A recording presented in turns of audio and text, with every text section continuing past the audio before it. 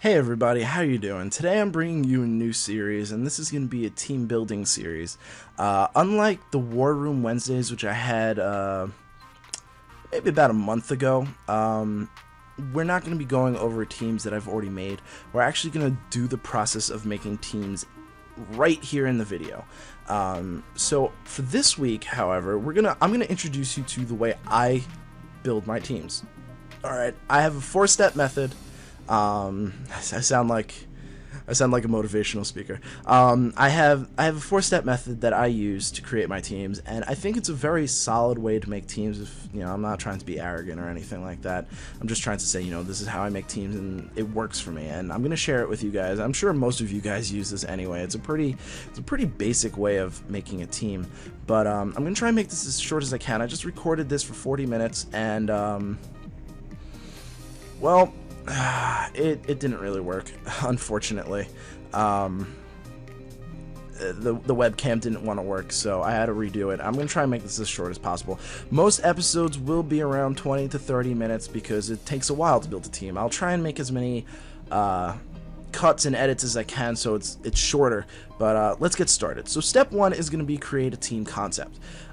This can center around, and it's something that your team centers around. It can be anything about like a move, so like Trick Room or Gravity, type resistances and weaknesses, if that's just like that's basically like a good stuffs team. If you don't know what good stuffs is, it doesn't have a basic theme, but the theme basically is like resistances and immunities.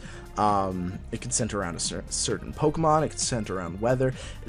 The possibilities are endless, but step 1 is to think of an idea that you want the team to center around.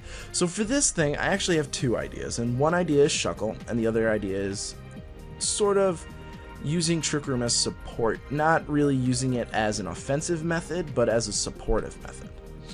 So we start off with Shuckle. So once we got step 1 down, which is Shuckle and supportive Trick Room, the next step that we have to do is step 2, and that is pile on the resistances. What this is we're taking weaknesses and resistances, immunities included in resistances, and slimming it down all the way so it's a 1-to-1 ratio of weakness to resistances. So in the very basic essence of that, Shuckle's weak to water, steel, and rock. We need something that resists that, so we brought in Slowbro, who resists water and steel, and then we brought in, let's just say, Mawile to resist most of Slowbro's and Shuckle's weaknesses. And it's basically just playing the type game, getting things to resist your weaknesses, and getting it to a point where everything's even. Now, there's a thing about that. I want to say it's almost impossible to get it to a 1-to-1 ratio. It's possible, but it's really difficult to do. In this team, if I put Chestnut over Garchomp, I will most likely have... Actually, no, I won't. Okay, never mind. Ignore that. It is really difficult to do that. It is really, really difficult. It's possible, but very difficult. So, considering that it's difficult to get every single Pokemon in your team to have a perfect partner, what you do is you move on to, before you move on to step 3, you have to consider that having an outstanding weakness, which means it's instead of 1 weakness to 1 resistance, you have 2 weaknesses to 1 resistance. That's an outstanding weakness. And instead of having 0 outstanding weaknesses, say you have 2 outstanding weaknesses. That is really good. Only being weak to 2 types overall is an excellent thing to have. It's not perfect, but it's going to be impossible to get perfect, or near impossible. So this team, without going into incredible depth, because that's what made the video so long as I was explaining it, this team only has a single outstanding weakness, and that is ground. Every Pokemon on this team is on this team because it resists another type that another Pokemon is weak to. With the addition of Pyroar and Shuckle, we have 2 rock weaknesses, 2 ground weak. Well, okay, no, let me rephrase that. With Pyroar and Mawile, we have 2 ground weaknesses, but only Rotom-Mow is immune or resistant to ground. So we don't really have anything to cover that, but with the combination of Slowbro and Garchomp, we don't really have to worry about it too much. So that brings us up to step 3. Now this is really condensed because last time I was at step 3 by 25 minutes, and we're at about 5 minutes, so that's kind of crazy. Step 3 is considering threats and support.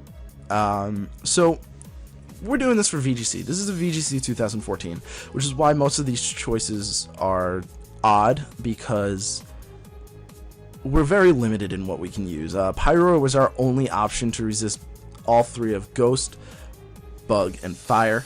It was our only option, so we had to use Pyro. Although Pyro does hit really hard, so it's kind of nice. So step 3 is consider threats and support, and the support part is basically, you know, running the EV spreads and stuff like that. But before you can do that, you have to consider threats. And the way to consider threats, and specifically for VGC, is if you go to the Pokemon global link and you sign in and you go into rating battles, they give you, you know, all the matches, and I know for all of the Pokemon, for all the types, they will tell you, you know, the top 12 Pokemon used, and I have the screen over here to show me. They'll show you the top 12 Pokemon used in each format.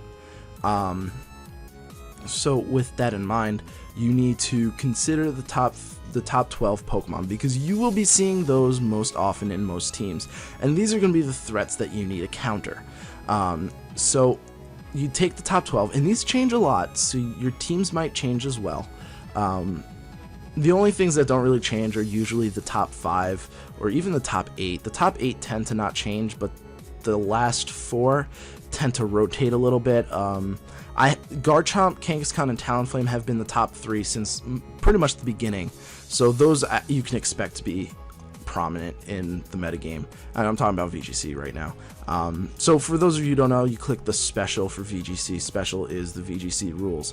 So step 3 is learning about the counters and how you're learning about the top threats and how your team handles them, and also learning, you know, the top 12 threats and how you can handle them, because you will be seeing them most often. So like, take Garchomp for example. Mawile handles it pretty well, but can't really take a ground type move. If you switch in on a Garchomp, it can take it because of the Intimidate, and the fact that Earthquake is not as strong because it is in fact in doubles and a spread move. So Garchomp is kind of handled by that, kind of sort of handled by our Garchomp, because we have the Rocky Helmet Rough Skin. It'll be doing more damage to itself than it will be to us because we are also bulky, and stuff like that. Kangaskhan, we have our Garchomp for. Mawile can handle it to a certain extent, but not the greatest. And Talonflame, we don't have a true counter, but Garchomp again is pretty useful. And then once you learn about the top 12, you know, you learn about the current sets that it uses and stuff like that. Like Kangaskhan loves running Power Up Punch, but there are people that run Hammer Arm and stuff like that. So you need to like know the basic sets that everyone really uses, and then delve a little bit into the weird. Delve a little bit into the fact that not everyone runs Jolly Garchomp 252. I mean, look right here. I'm not running that. You know, it's all about learning about the threats and what you can do about them, and then that's where the support comes in. You know, Garchomp was good for resisting rock type moves, but I needed something to handle Kangaskhan. You know, most VGC teams need Kangaskhan support. Slowbro can take it decently well. A combination of Protect and Trick Room and maybe a burn from Scald will be able to handle Kangaskhan, but it's not really. Ooh, excuse me. Wow, it's not really reliable. Garchomp, on the other hand, is basically 2-hit KO'd by a double-edge parental bond Kangaskhan. That's really, really important information to know. Return, I think, is a 3-hit KO with this specific set. But you also have to factor in Rocky Helmet and Rough Skin. That does more than half damage to Kangaskhan, so it's not going to be able to KO you, because if you decide to attack, I use Dual Chop for the fact that it breaks through stubs, and it's the same base power as Dragon Claw. If you consider that, Kangaskhan is done by Garchomp. So that's step 3. Consider your threats and consider support in handling those threats. You know, Trick Room seems weird on this team. I mean, we've got Pyro, Rotom, and Garchomp. These things are decently fast. I mean, Rotom has, what, base 86 speed, Pyro has base 106, Garchomp has base 102. These things are things that you don't see on Trick Room teams. However, the support really does help.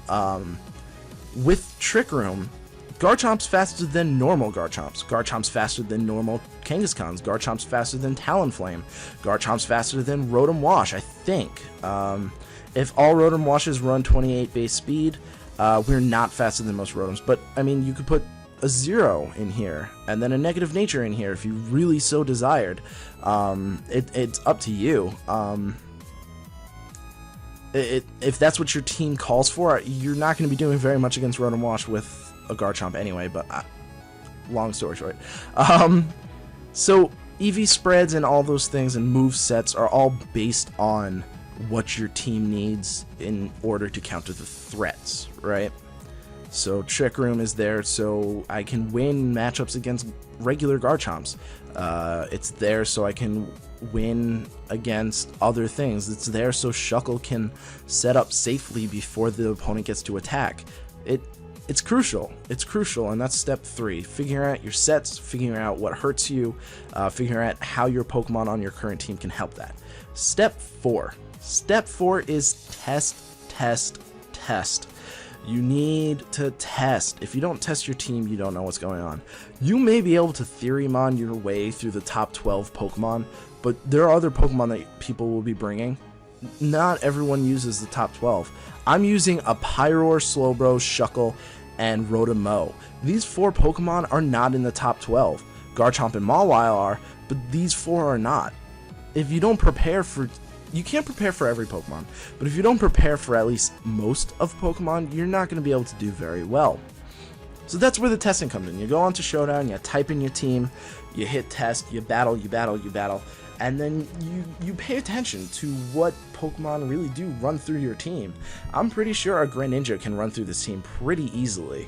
Dark type, water type, ice type, water type. Mawiles are only real answer for Greninja. What are we going to do about that?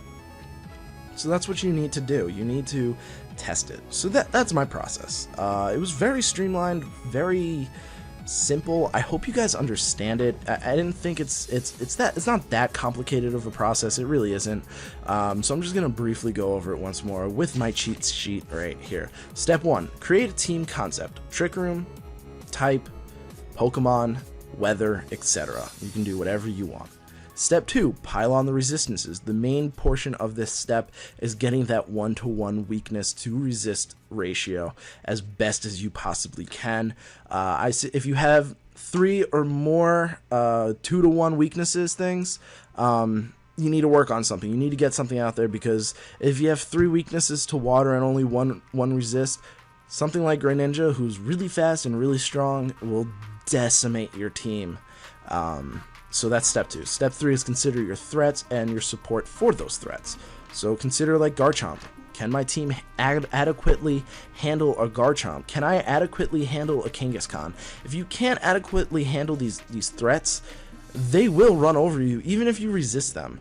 Kangaskhan hits like a truck.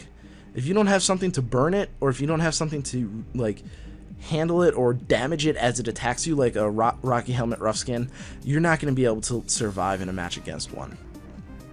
And step 4 is to test the team. If you don't battle with the team, you don't know what you can handle. If you don't know what you can handle when you go into a tournament, you're going to lose. Because you see something that you think you can handle, and you battle it, and you can't handle it. Good luck trying to handle it. So you need to test your team, and that is my 4-step process. And only you can cheat. No, I'm not. Yeah, so use your resources to your advantage. You've got Bulbapedia, you've got Cerebi, you've got Nugget Bridge if you're really into VGC. You've got the Pokemon Global Link, which gives you Battle Spot. Battle Spot's generally a good... Battle Spot is very good for VGC. It tells you, who is used. For singles, it's pretty useful, but the unfortunate side effect of singles is that you do have Mega Kangaskhan, you do have Mega Gengar, so if you're playing Smogon rules, it's not the best indicator, but you do have Smogon as a resource as well. Use these resources to make your teams Don't just make things willy-nilly. Like, I'll show you something real quick. This is my Good Stuffs team. Now, a Good Stuffs team is basically a team that doesn't have a specific theme to it, so it kind of sort of glazes over step 1. But I always consider, you know, working around type resistances and immunity a concept, so that's like what this team does. And as you can see here, like, I've gone over threats and I've seen what I can handle. Like, most Charizard Ys can one-hit KO Ferrothorn and almost one-hit KO Rotom Wash. However, I have an EV spread that I researched online that always survives those modest 252 solar beams. And then I was just like, well, I need something else. I can't just rely on one thing that's kind of sort of there. Conkeldurr survives all attacks from Mega Charizard Y, and one-hit KOs back with Rock Slide. So it's all about, you know, combining all the steps, and you can do the steps at the same time. You can do the steps independent of each other. You just try it. Just try it out for one team. So I will see you guys next week. Next week we're going to be working on this team, the Kecleon team. We're going to be building a team around Kecleon. I have no idea what we're going to be doing yet. I can already tell you it's going to be Protean, though. It's got to be Protean. But that's what we're going to do. We're going to build this team next time, and I hope to see you at the next video. I hope you really enjoyed this. I hope this was helpful for you guys. I know I'm not the best battler in the world. I know I'm not, you know, as famous or as popular as, you know, most of the other people who do these kinds of things. But I think at this point in time, I've been battling long enough. I've been battling since 4th gen. And team building is something that I find really intriguing and something that I'm very passionate about. I really like building teams. I almost find building teams more fun than actually using the teams, because I just love the theory behind it. You know, I love the math behind it. I love all of that behind it. So I really hope you guys take my word for what it is. I'm not claiming to be the best battler. I'm not claiming to be the best team builder. I'm just claiming that I have ideas here, and I'm going to bring them to you. So hopefully you guys really enjoyed this. Hopefully I see you at the next video, and I really do appreciate you guys watching it. And that's all I got to say. Peace.